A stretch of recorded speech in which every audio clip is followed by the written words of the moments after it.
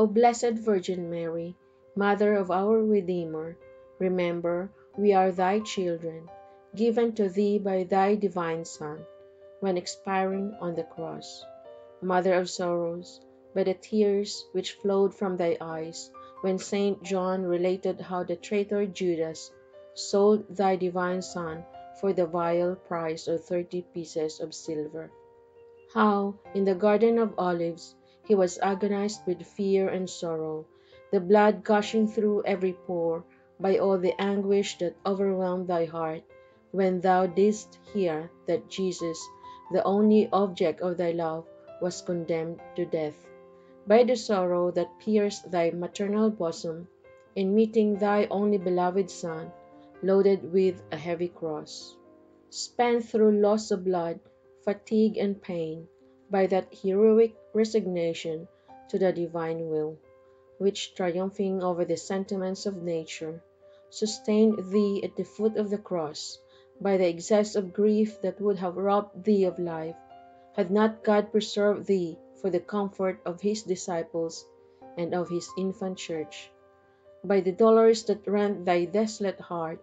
when beholding thy beloved Jesus, most beautiful in his comeliness above the sons of men, became a prey to death. The ignominious death of the cross, by all the sufferings of thy most afflicted heart,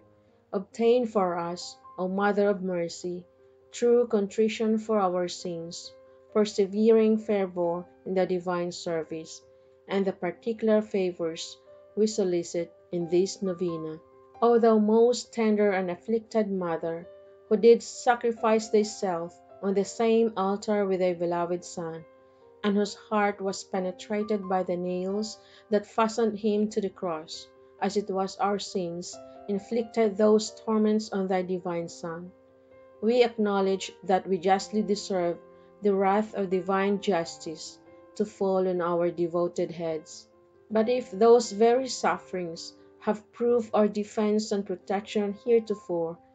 grant that now at least we may participate profoundly in the sorrow of which we have been the unhappy cause, and obtain the souls hitherto so insensible to the strongest proofs of love, may by heartfelt contrition taste one drop of that bitter chalice of which thou didst drink so deeply. Amen.